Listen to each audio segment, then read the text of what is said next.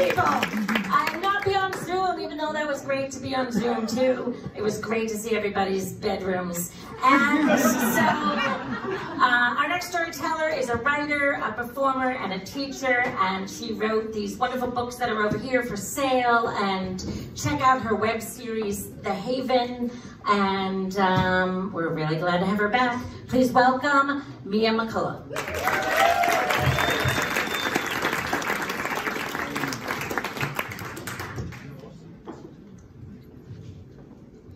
Dismantle things and see how that goes.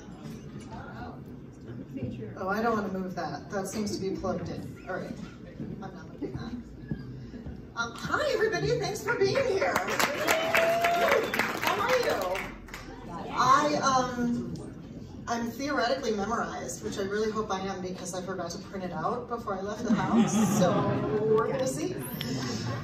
This is a story about how a stranger tried to ruin Hanukkah for me. Now, I grew up celebrating both Christmas and Hanukkah because my mom was Jewish and my dad was some sort of recovering Protestant. I'm not sure which brand, I never remember.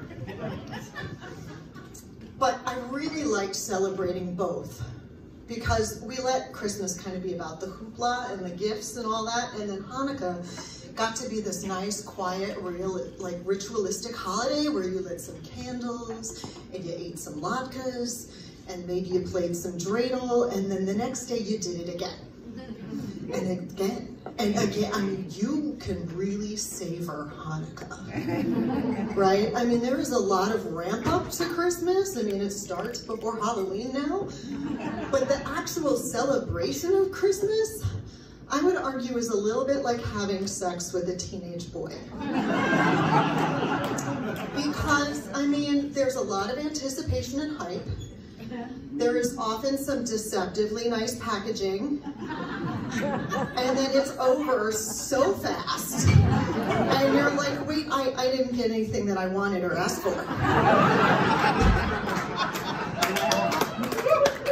I mean, come on.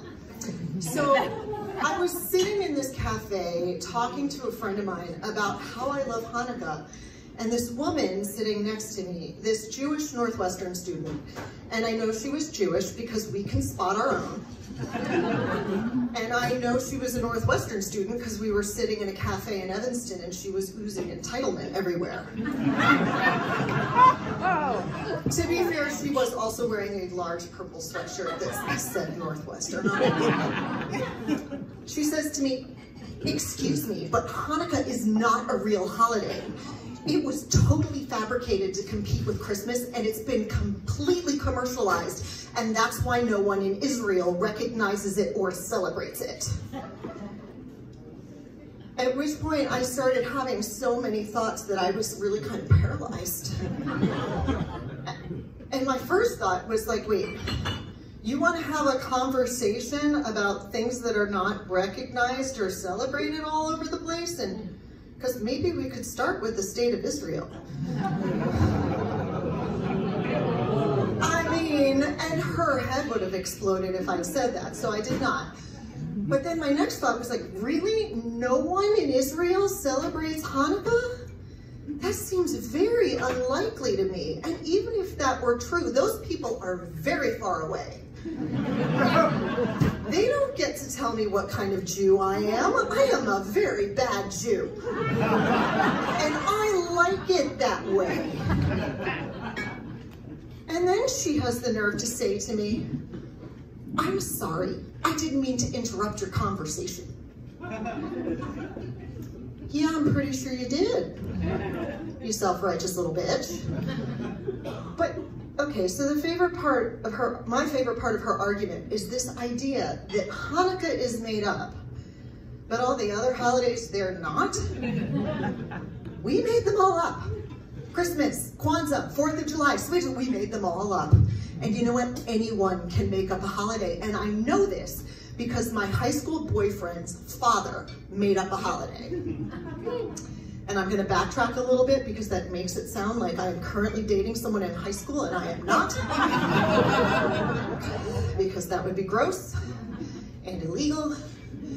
No, my my ex-boyfriend from when I was in high school, his father made up a holiday and then tormented his 3 sons with it. And while I was dating my ex, I knew nothing about this holiday because there was a lot of shame and embarrassment surrounding it. And I still actually know very little about it, except that there was like a radio play involved that they had to add to every year. And then after dinner, there was some wrestling contest. And honestly, I wouldn't even know that much, except for the eldest, Danny, got really drunk at a holiday work party and spilled the beans to his coworkers. Now, I realize that sounds like a non-event, but at the time, Danny was a writer for the television show Seinfeld. I see that some of you know where this is going.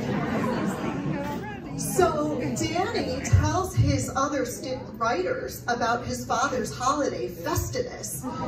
And they're like, dude, we have to put that on the show.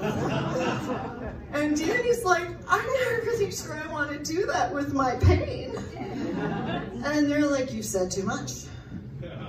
And now people all over the world celebrate Festivus. I think there are probably some people in this room who have celebrated Festivus. Yes? And this girl is telling me that Hanukkah's not real? And I could be a bitch like she was and tell you that when you celebrate Festivus, you are perpetuating a very weird form of child abuse. But that's not what you're doing. I mean, it's not what you're doing on purpose.